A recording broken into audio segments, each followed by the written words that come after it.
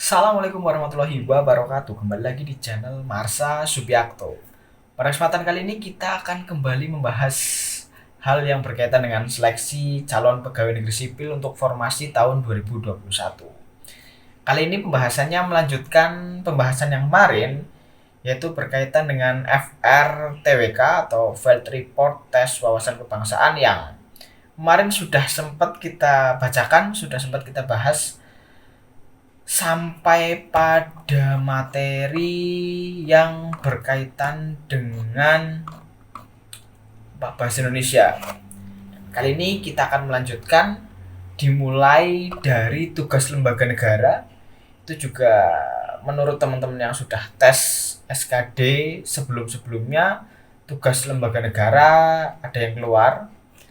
Kemudian dilanjutkan dengan kewenangan presiden pada masa konstitusi RIS dan dasar negara, yaitu Pancasila sebagai ideologi negara, Pancasila sebagai kepribadian bangsa, Pancasila sebagai falsafah negara, dan lain sebagainya. Untuk itu, jika teman-teman penasaran dan ingin mengetahui terkait dengan FRTWK, silahkan simak video ini sampai habis dan semoga bisa memberikan manfaat. Oke, langsung saja kita mulai untuk pembahasan yang pertama, yaitu berkaitan dengan tugas lembaga negara. Tugas lembaga negara yang pertama yaitu tugas MPR. Tugas dan wewenang MPR sebelum amandemen UUD 1945 ada 3. Yang pertama yaitu menetapkan Undang-Undang Dasar, kemudian yang kedua menetapkan GBHN atau garis-garis besar haluan negara, kemudian yang ketiga memilih dan mengangkat presiden dan wakil presiden.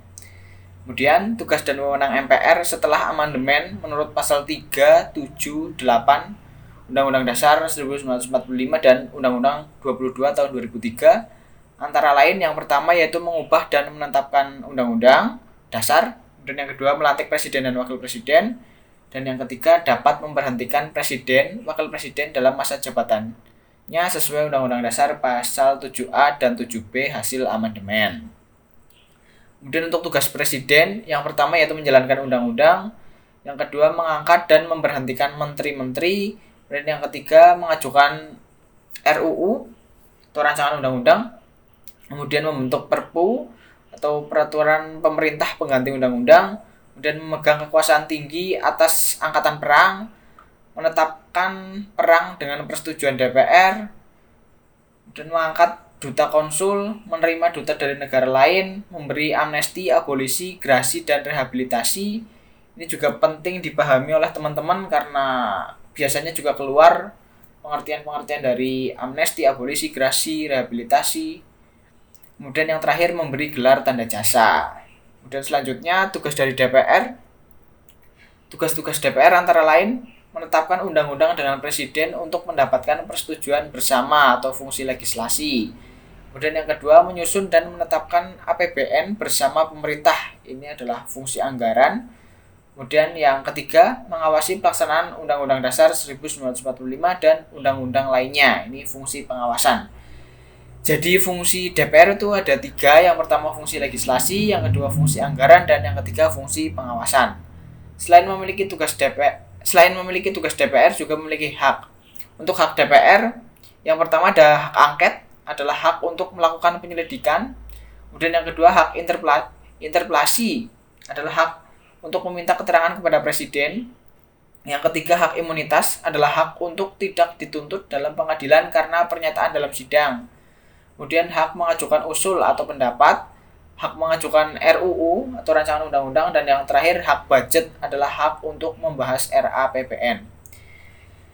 Tapi yang biasanya keluar itu 3 hak ini, hak angket, hak interpelasi, dan hak imunitas.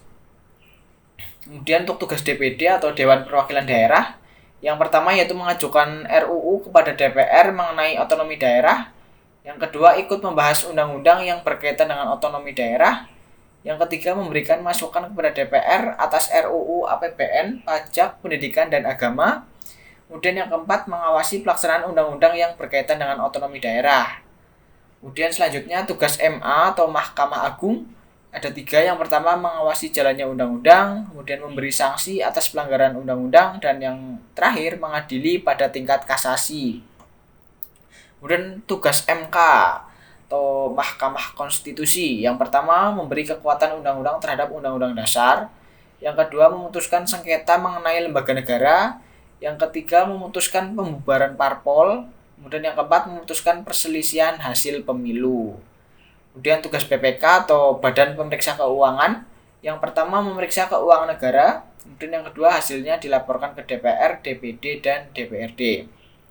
Kemudian tugas KPU atau Komisi Pemilihan Umum.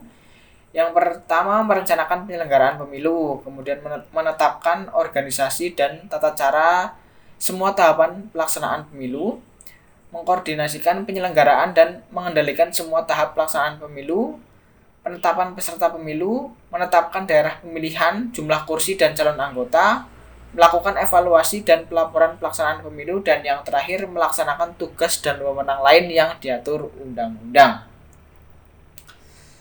Kemudian selanjutnya ada kewenangan presiden pada masa konstitusi RIS atau Republik Indonesia Serikat. Yang pertama, presiden berkedudukan sebagai kepala negara. Kemudian presiden merupakan bagian dari pemerintah. Kemudian presiden dilarang rangkap jabatan, turut serta menjadi penanggung perusahaan di negara federal maupun bagian lain, memiliki piutang atas tanggungan negara. Kemudian presiden maupun wapres diadili oleh MA atas pelanggaran jabatan atau pelanggaran lainnya.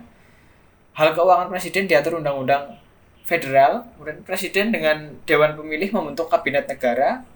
Presiden menyaksikan pelantikan kabinet. Presiden menerima pemberitahuan kabinet mengenai urusan penting. Presiden mengangkat ketua Senat dan menyaksikan pelantikannya. Presiden menyaksikan pelantikan anggota DPR. Presiden mengesahkan pemilihan ketua DPR dan wakilnya. Presiden bertindak secara administratif atau protokoler dalam urusan legislatif. Presiden dengan pertimbangan Senat mengangkat ketua, wakil, dan anggota-anggota MA untuk pertama kalinya dan memberhentikannya. Presiden dengan pertimbangan MA memberikan grasi dan amnesti. Kemudian presiden dengan pertimbangan Senat mengangkat Dewan Pengawas Keuangan untuk pertama kalinya dan memberhentikan mereka atas permintaan sendiri. Dan presiden mengadakan dan mengesahkan perjanjian internasional atas kuasa undang-undang federal. Kemudian presiden mengangkat dan menerima misi diplomasi. Dan presiden memegang kekuasaan militer. Dan yang terakhir, presiden memberi tanda kehormatan menurut undang-undang federal. Selanjutnya kita bahas mengenai Pancasila sebagai ideologi negara ini ya. Nomor 13. Ideologi negara, cita-cita musyawarah terbuka, filtrasi budaya berkembang. Pada hakikatnya adalah suatu hasil perenungan atau pemikiran bangsa Indonesia. Pancasila diangkat atau diambil dari nilai-nilai adat istiadat yang terdapat dalam pandangan hidup masyarakat Indonesia. Dengan kata lain, Pancasila merupakan bahan yang diangkat dari pandangan hidup masyarakat Indonesia. Dan ini Pancasila sebagai kepribadian bangsa atau identitas atau ciri khas. Pancasila sebagai kepribadian bangsa karena lahir bersama dengan lahirnya bangsa Indonesia dan merupakan ciri khas bangsa Indonesia dalam sikap mental maupun tingkah lakunya sehingga dapat membedakan dengan bangsa lain. Dan Pancasila merupakan wujud peran dalam mencerminkan adanya kepribadian negara Indonesia yang bisa membedakan dengan bangsa lain, yaitu amal perbuatan, tingkah laku, dan sikap mental bangsa Indonesia.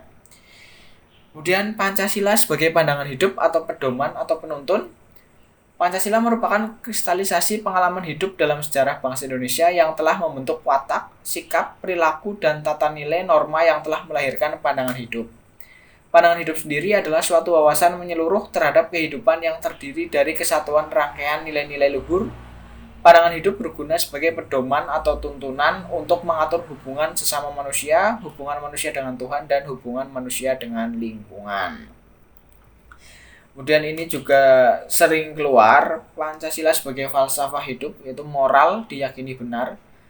Pancasila merupakan sarana yang ampuh untuk mempersatukan bangsa Indonesia. Pancasila merupakan falsafah hidup dan kepribadian bangsa Indonesia yang mengandung nilai-nilai dan norma-norma yang oleh bangsa Indonesia diyakini paling benar, bijaksana, adil, dan tepat bagi bangsa Indonesia guna mempersatukan rakyat Indonesia. Kemudian paradigma pembangunan. bahwa di dalam segala aspek pembangunan nasional wajib berlandaskan pada hakikat nilai-nilai dari sila-sila yang ada pada Pancasila. Kemudian sumber dari segala sumber hukum atau yuridis ketatanegaraan. Maksud dari yuridis ketatanegaraan adalah Pancasila bertindak sebagai dasar negara Indonesia dan digunakan sebagai sumber pembuatan dari segala produk hukum dan peraturan perundang-undangan yang berlaku di Indonesia. Kemudian Pancasila sebagai jiwa bangsa.